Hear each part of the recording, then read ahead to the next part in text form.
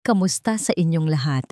Ako si Dr. Rowena Bautista at ngayon ay tatalakayin natin ang paksang paano mapapabuti ang paninigas ng ari sa mga lalaking higit sase. Taong gulang gamit ang maligamgam na tubig. Karamihan sa mga lalaki ay ipinapalagay na ang kanilang mga problema sa paninigas ay sanhi lamang ng mababang testosterone o pagtanda. Ang katotohanan, sa maraming kaso, ito ay isang nakatagong issue sa sirkulasyon at ang maligamgam na tubig kapag ginamit ng tama ay maaaring magbukas ng iyong mga daluyan ng dugo, alisin ang mga nakatagong bara at bigyan ng iyong katawan ng senyales na kailangan nito upang gumanap muli. Sa ilang sandali, ipapakita ko sa inyo kung paano ito eksaktong inumin, kailan ito iinumin, at kung ano ang isasama dito para sa pinakamalaking epekto. Ngunit una, kailangan mong maunawaan ang mga tahimik na pagkakamali na ginagawa ng karamihan sa mga matatandang lalaki tuwing umaga na tahimik na sumasabotahe sa kanilang mga paninigas nang hindi man lang namamalayan. Ang pag-aayos sa mga ito ay maaaring magbago ng lahat para sa iyo bago tayo magsimula. Kung hindi mo pa nagagawa, pindutin ang subscribe button at i-on ang bell. Sa ganoong paraan, hindi ka na makakaligtaan ng isa pang tip sa kalusugan ng kalalakihan na partikular na idinisenyo para sa mga lalaking higit sa 60.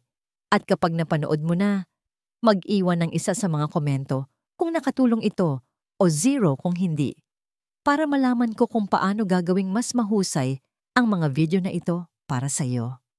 Ngayon, bago ko ibunyag kung paano eksaktong gamitin ang maligamgam na tubig upang mapabuti ang iyong mga paninigas, kailangan nating pag-usapan kung bakit nagbabago ang mga bagay pagkatapos ng 60.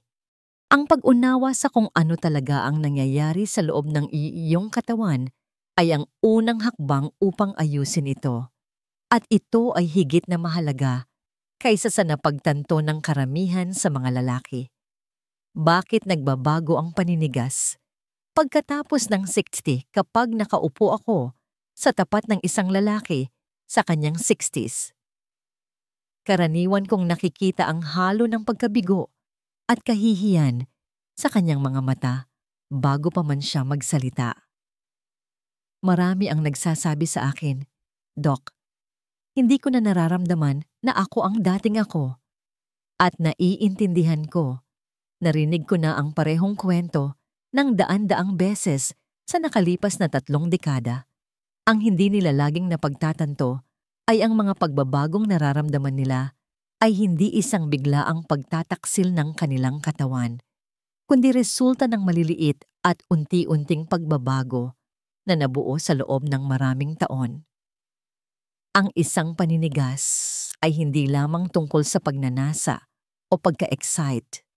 Ito ay isang pinungtono na kaganapan na nakasalalay sa malusog na mga daluyan ng dugo, mga tumutugon na nerbiyos, balanseng mga hormon, at tamang mga kemikal na senyales sa iyong katawan. Noong mas bata ka pa, ang mga sistemang yon ay gumagana nang walang kahirap-hirap. Ang dugo ay malayang dumadaloy sa mga arterya na nababaluktot at malinaw. Ang iyong mga endothelial ang maselang lining sa loob ng mga daluyan ng dugo na yon, ay gumawa ng maraming nitric oxide na nagpaparelax sa iyong mga arterya at hinahayaan ng dugo na dumaloy ng mabilis sa ari at manatili doon. Ngunit pagkatapos ng 60, nagsisimulang magbago ang mga bagay ng tahimik. Ang maliliit na deposito ng cholesterol at calcium ay nabubuo sa mga pader ng arterya na nagpapakipot sa mga daanan ng sapat lamang upang pabagalin ang daloy ng dugo. Ang mga endothelial cell ay nagiging hindi gaanong mahusay na ginagawang mas mahirap na gumawa ng nitric oxide na kailangan mo. Higit pa riyan, ang mga taon ng mga gawi sa pamumuhay, stress, hindi magandang dieta, kakulangan sa ehersisyo ay nagdaragdag. Ang resulta, mga paninigas na mas mahina, mas mabagal lumitaw, at mas mahirap panatilihin. Narito ang bahaging hindi alam ng karamihan sa mga lalaki. Ang mga daluyan ng dugo sa iyong ari ay mas maliit kaysa sa mga nasa iyong puso. Nangangahulugan iyon na ang mga problema sa paninigas ay maaaring isa sa mga pinakaunang senyales ng mas malalaking issue sa sirkulasyon sa hinaharap. Hindi lang ito tungkol sa sex. Ito ay isang maagang babala na sistema para sa iyong pangkalahatang kalusugan. At dito, nagiging interesante. Mayroong isang simpleng pang-araw-araw na ugali na maaaring magsimulang baligtarin ang ilan sa mga pagbabagong ito. Mapabuti ang daloy ng dugo at maibalik ang kumpiyansa. Hindi ito isang tableta. Hindi ito isang komplikadong therapy. Nagsisimula ito sa isang bagay na kasing karaniwan ng isang basong maligamgam na tubig. Ngunit ginagamit sa paraang marahil ay hindi mo pa naririnig. Ang nakatagong kapangyarihan ng maligamgam na tubig. Sa paglipas ng mga taon, nakakita ako ng mga lalaking gumagastos ng libo-libo sa mga suplemento, iniksyon, at mga pamamaraan na hinahabol ang pag-asa ng mas mahusay na mga paninigas. Marami sa kanila ang pumapasok sa aking opisina na may hawak na mga bote ng tableta na binili nila online. Kumbinsido na ang sagot ay dapat komplikado o mahal. Ngunit kung minsan, ang pinakamakapangyarihang mga solusyon ay ang pinakasimple at isa sa mga pinakahindi napapansin ay nakaupo mismo sa iyong kusina. Ang maligamgam na tubig ay maaaring mukhang ordinaryo, kahit na boring. Ngunit kapag ginamit ng may intensyon, maaari itong maging isang tahimik na puwersa na gumagana pabor sa iyo araw-araw. Ang unang ginagawa ng maligamgam na tubig ay i-hydrate ka sa pinakamahinahong paraan na posible. Pagkatapos ng isang gabi ng pagtulog, ang iyong katawan ay bahagyang dehydrated, ang iyong dugo ay medyo mas makapal, at ang iyong sirkulasyon ay mas mabagal. Ang pag-inom ng maligamgam na tubig sa unang bagay sa umaga ay nagpapalabnaw ng iyong dugo ng natural, na ginagawang mas madali para sa iyong puso na mag-pump at para sa dugo na mayaman sa oxygen na maabot ang bawat bahagi ng iyong katawan. Kabilang ang ari. Mayroon ding epekto sa vascular. Ang maligamgam na tubig ay dahan-dahang nagpapalawak ng iyong mga daluyan ng dugo na nagpaparelax sa mga pader ng kalamnan upang ang dugo ay mas malayang makagalaw. Isipin ito na parang pinapainit ang isang lumang garden hose sa isang malamig na umaga. Bigla, ang tubig sa loob ay dumadaloy ng mas mabilis at mas makinis. Ang pinabuting daloy na yon ay hindi lamang nakakatulong sa mga paninigas sa sandaling iyon.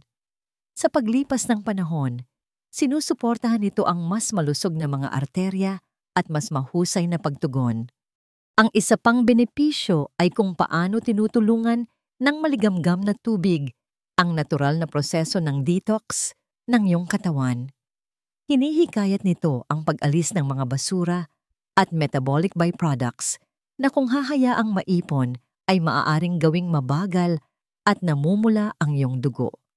Ang pamamaga ay isa sa mga nakatagong kaaway ng malakas na paninigas at ang pagbabawas nito ay kritikal habang tayo ay tumatanda. Alam kong mahirap paniwalaan na ang isang bagay na napakasimple ay maaaring magkaroon ng ganitong uri ng epekto.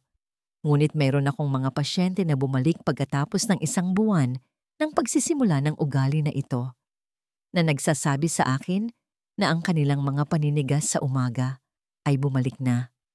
Ang kanilang enerhiya ay kakaiba at ang kanilang kumpiyansa ay nagbago. Iyan ang kapangyarihan ng pagbibigay sa iyong katawan ng eksakto kung ano ang kailangan nito sa isang anyo na magagamit nito kaagad.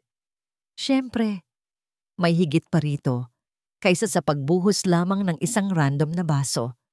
Ang tunay na sikreto ay nakasalalay sa tiempo, temperatura, at ilang pangunahing mga karagdagan na maaaring gawing isang makapangyarihang ritual sa umaga, ang maligamgam na tubig. At yon ang susunod nating aalamin. Bakit mahalaga ang temperatura? Isa sa mga unang tanong na itinatanong sa akin ng mga lalaki kapag binanggit ko ang maligamgam na tubig ay, bakit maligamgam? Bakit hindi na lang inumin ng malamig? Naiintindihan ko ang pagkalito. Pagkatapos ng lahat, karamihan sa atin ay lumaki na iniisip na ang malamig na tubig ay nakakapresko, nakapagpapalakas ng enerhiya, kahit na malusog. Ngunit pagdating sa pagpapabuti ng daloy ng dugo at pagsuporta sa mas malakas na mga paninigas, ang malamig na tubig ay maaaring aktwal na gumana laban sa iyo. Narito kung bakit. Ang malamig na tubig ay nagiging sanhi ng pag-constrict ng iyong mga daluyan ng dugo. Bahagi ito ng natural na tugon ng iyong katawan upang mapanatili ang core temperature. Ang paghigpit ng mga daluyan na yon ay maaaring okay pagkatapos ng isang ehersisyo o sa isang mainit na araw. Ngunit kung ang iyong layunin ay hikayatin ang maximum na daloy ng dugo sa mga maselang na lugar tulad ng ari, ang constriction ang huling bagay na gusto mo. Ang maligamgam na tubig, sa kabilang banda, ay nagsesenya sa iyong vascular system na mag-relax. Ang mga makinis na kalamnan sa iyong mga pader ng arterya ay lumuluwag, lumalawak ang mga daluyan, at nagpapabuti ang sirkulasyon nang hindi pinipilit ang iyong puso na magtrabaho ng mas mabigat. Nakita ko na ito na nangyayari nang hindi mabilang na beses sa mga lalaki na lumipat mula sa pagsisimula ng kanilang araw na may yelo na tubig o pinalamig na inumin sa isang tuloy-tuloy na gawain ng maligamgam na hydration. Sa loob ng ilang linggo, madalas nilang iulat na mas maluwag ang pakiramdam sa umaga, hindi lamang sa kanilang mga kalamnan, kundi sa kung gaano kabilis sila tumugon sa pagka-excite. Hindi ito mahika, ito ay pisyolohiya. Ang init ay nagtataguyod ng pagkalastiko sa iyong mga arterya, at ang mga nababaluktot na arterya ay mas mahusay sa paghahatid ng bugso ng dugo na kailangan ng isang paninigas. Isipin ito sa ganitong paraan. Kapag bata ka pa, ang iyong mga arterya ay natural na malambot at tumutugon. Habang tumatanda ka, naninigas ang mga ito. Ang maligamgam na tubig ay gumaganap na parang isang banayad na panggising na ibinabalik ang ilan sa nawalang pagkalastiko na yon. Inihahanda nito ang iyong sistema para sa mas mahusay na sirkulasyon sa buong araw. Siyempre, ang simpleng pag-alam na mas mabuti ang maligamgam kaysa sa malamig ay hindi sapat upang makita ang tunay na mga pagbabago. Kailangan mo itong inumin sa tamang oras, sa tamang dami, at may tamang maliliit na pampalakas na maaaring magparami ng mga epekto. At sa susunod na bahagi, gagabayan kita kung paano ito eksaktong gawin hakbang-hakbang. Ang tamang paraan ng pag-inom ng maligamgam na tubig para sa paninigas sa paglipas ng mga taon. Natutunan ko na pagdating sa kalusugan, mahalaga ang mga detalye. Maaari mong kunin ang tamang ideya at makakuha ng mga nakakadismaya na resulta dahil lamang sa ginagawa mo ito sa maling paraan. Ang pag-inom ng maligamgam na tubig para sa mas mahusay na mga paninigas ay hindi naiiba. Hindi lang ito tungkol sa pagbuhos ng isang tasa at paglunok nito. Ito ay tungkol sa paglikha ng isang maliit ngunit makapangyarihang ritual na gumagana sa natural na ritmo ng iyong katawan. Ang unang susi ay tiyempo. Ang iyong katawan ay nasa pinaka-dehydrated nito sa unang bagay sa umaga. Nagpunta ka ng 6 marahil 8 oras nang walang tubig. At sa panahong iyon, ang iyong dugo ay bahagyang naging mas makapal. Nangangahulugan iyon na ang iyong puso ay kailangang magtrabaho ng mas mabigat upang itulak ito sa iyong mga arterya. Sa pamamagitan ng pag-inom ng isang basong maligamgam na tubig sa loob ng 10 minuto ng paggising, Binibigyan mo ang iyong sirkulasyon ng isang agarang tulong na nagpapalabnaw ng dugo ng sapat lamang upang hayaan itong dumaloy ng malaya at maghatid ng oxygen kung saan ito pinakakailangan. Susunod ay ang dami. Ang masyadong kaunti ay hindi magbibigay sa iyo ng buong benepisyo. Ang masyadong marami ay maaaring mag-iwan sa iyong pakiramdam na bloated. Sinasabi ko sa aking mga pasyente na maghangad ng 10 hanggang 12 onsa sapat na upang gisingin ang iyong sistema ngunit komportable pa rin. Pagkatapos ay merong temperatura. Gusto mo itong maligamgam, tulad ng isang kaaya-ayang paliguan. Hindi sapat na mainit upang masunog o sapat na malamig upang higpitan ang iyong mga daluyan. Ang init na yon ang nagsasabi sa iyong mga arterya na mag-relax at magbukas panghuli. Isaalang-alang ang pagdaragdag ng isang natural na enhancer. Ang isang piga ng sariwang lemon ay maaring suportahan ang malusog na pag-andar ng daluyan ng dugo at ang isang maliit na kurot ng luya ay maaaring mapabuti pa ang sirkulasyon. Ito ay mga simple, ligtas na mga karagdagan na gumagana sa maligamgam na tubig upang palakasin ang epekto. Kapag sinusunod ng aking mga pasyente ang pamamaraang ito, araw-araw, sa loob ng 1 buwan, marami ang bumabalik na nagulat sa kung gaano kalaki ang nagbago, hindi lamang sa silid-tulugan, kundi sa kanilang pangkalahatang enerhiya at mood. Ngunit kahit na ang pinakamahusay na mga gawi ay maaaring masira kung gumagawa ka ng ilang mga pagkakamali sa umaga. At yun mismo ang kailangan nating alamin sa susunod. Ano ang dapat iwasan? Kung gusto mong gumana, ito, nakita ko na itong nangyari ng maraming beses. Sinusunod ng isang lalaki ang aking routine sa maligamgam na tubig ng eksakto. Ngunit pagkalipas ng ilang linggo, sinabi niya sa akin na walang nagbago. Kapag mas malalim naming sinisiyasat, lumalabas na hindi niya namamalayan na sinasabotahin niya ang kanyang sariling pag-unlad sa maliliit ngunit makapangyarihang mga gawi na direktang gumagana laban sa mga benepisyo na sinusubukan nating likhain. Isa sa mga pinakamalaking salarin ay ang pagsisimula ng umaga sa kape bago ang tubig. Naiintindihan ko ang hatak. Ang unang tasang iyon ay parang isang ritual, isang kaginhawaan. Ngunit ang caffeine ay isang vasoconstrictor. Hinihigpitan nito ang iyong mga daluyan ng dugo, ang kabaligtaran ng gusto natin. Kung iinumin mo ito bago mag-hydrate, mahalagang isinasara mo ang pinto sa sirkulasyon na boost na maibibigay sana ng maligamgam na tubig. Ang mabibigat at mamantika na almusal ay isa pang tahimik na kaaway. Ang mga pagkaing puno ng mga naprosesong taba at asukal ay nagpapataas ng pamamaga sa iyong mga daluyan ng dugo, na ginagawa itong hindi gaanong tumutugon at nagpapabagal sa daloy ng dugo. Sa paglipas ng panahon, maaari nitong masira ang mga linggo o buwan ng magagandang gawi. Ang mga laging nakaupong umaga ay maaari ring pumutol sa iyong mga resulta kung iinumin mo ang iyong maligamgam na tubig at pagkatapos ay agad na uupo ng maraming oras. Nawawalan ka ng pagkakataon na ipares ang hydration sa banayad na paggalaw kahit na ang ilang minuto ng pag-uunat o paglalakad ay maaaring doblehin ang benepisyo sa pamamagitan ng paghikayat sa dugo na mas epektibong umikot. At pagkatapos ay mayroong alcohol. Ang isang gabi ng pag-inom ay hindi lamang nagde-dehydrate sa iyo.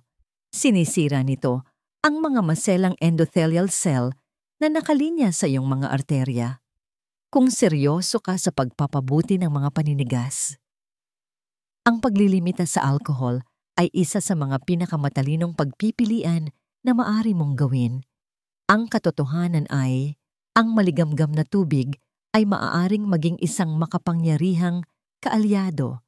Ngunit kung hindi ka lang gumagana laban dito, Isipin ito na parang pagtatanim ng isang buto. Maaari mo itong bigyan ng tubig at sikat ng araw. Ngunit kung patuloy mo itong tinatapakan, hindi ito kailanman tutubo. Ngayon na, alam mo na kung ano ang maaaring tahimik na sumabutahe sa iyong pag-unlad. Pag-usapan natin ang isang bagay na kasing halaga, ang emosyonal na pagbabago na nangyayari kapag nagsimulang makita ng isang lalaki na bumabalik ang kanyang mga paninigas at kung bakit ang pagbabagong yon ay umaabot nang higit pa sa silid-tulugan. Ang emosyonal na epekto ng muling pagkakaroon ng paninigas sa paglipas ng mga taon.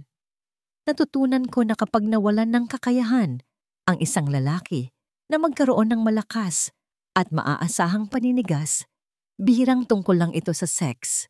Ito ay tungkol sa kumpiyansa, pagkakakilanlan at sa paraan ng pagdadala niya sa kanyang sarili sa mundo.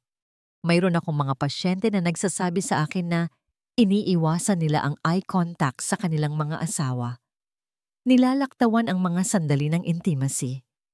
O kahit na humihinto sa pag-abot para sa isang simpleng yakap dahil natatakot sila kung saan ito maaaring humantong.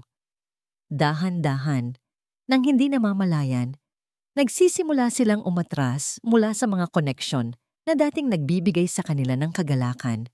Naaalala ko ang isang lalaki sa kanyang huling 60s na pumunta upang makita ako hindi dahil sa pisikal na sakit, kundi dahil pakiramdam niya ay isang multo siya sa kanyang sariling kasal.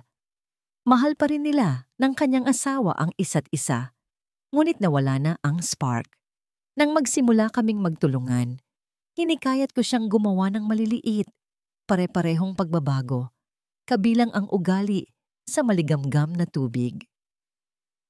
Isang buwan pagkaraan, pumasok siya sa aking opisina na may ngiti na hindi ko pa nakita dati. Sinabi niya sa akin na hindi lamang bumuti ang kanyang mga paninigas.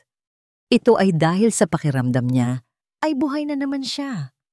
Siya ay nagpapasimula ng pagmamahal, mas tumatawa at inaabangan ang mga gabi kasama ang kanyang asawa. Iyan ang nakatagong katotohanan na hindi na pagtatanto ng karamihan sa mga lalaki. Kapag bumuti ang iyong kalusugang sexual, gayon din ang iyong mood, ang iyong enerhiya at ang iyong pakiramdam ng layunin. Mas nararamdaman mo ang iyong sarili, hindi ang mas matanda, mas mabagal na bersyon na akala mo ay kailangan mong tanggapin, kundi ang lalaking naaalala mong ikaw. At napapansin ito ng mga tao sa paligid mo, napapansin ito ng iyong partner.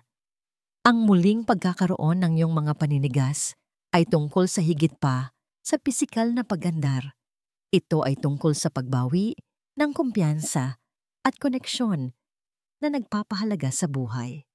At habang ang emosyonal na pagbabagong ito ay makapangyarihan sa sarili nito, nagiging mas makabuluhan ito kapag ipinares mo ito sa isang huling hakbang, ang bahagi na tinitiyak na ang mga pagpapabuting ito ay magtatagal sa darating na mga taon.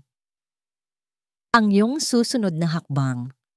Kung may isang bagay na natutunan ko pagkatapos ng mga dekada ng pagtatrabaho sa mga lalaking higit sa 60, ito ay ang pagbabago ay hindi nangyayari mula sa pag-alam. Nangyayari ito mula sa paggawa. Maari mong pakinggan akong ipaliwanag ang agham sa likod ng maligamgam na tubig. Maari mong maunawaan kung paano nakakaapekto ang daloy ng dugo at kalusugan ng daluyan sa iyong mga paninigas. Ngunit wala sa mga ito ang gagawa ng pagkakaiba maliban kung gagawin mo ang unang hakbang. Ang hakbang na yon ay maaaring kasing simple ng pagpapasya na ang bukas ng umaga ay hindi magiging katulad ng bawat umaga bago ito.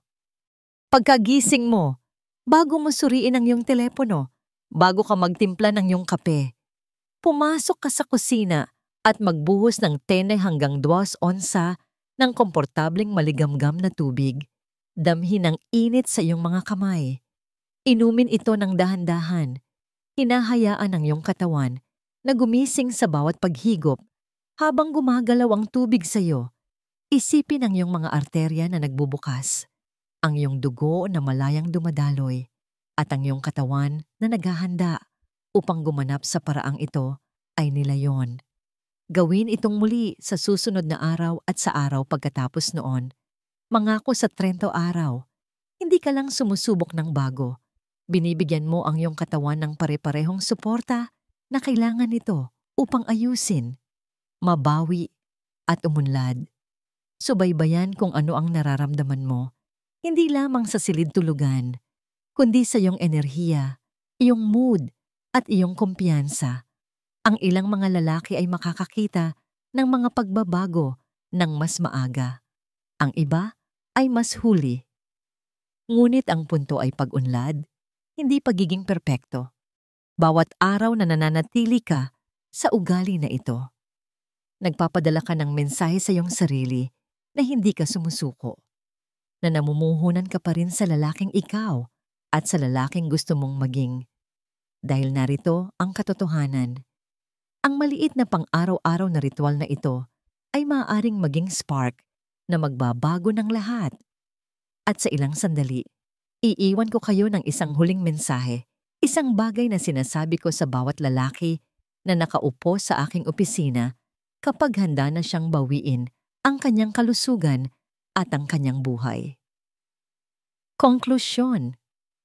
Mga huling salita mula kay Dr. Rowena Bautista. Mga Ginoo, marami na tayong napag-usapan. Bakit nagbabago ang mga paninigas pagkatapos ng 60 mo?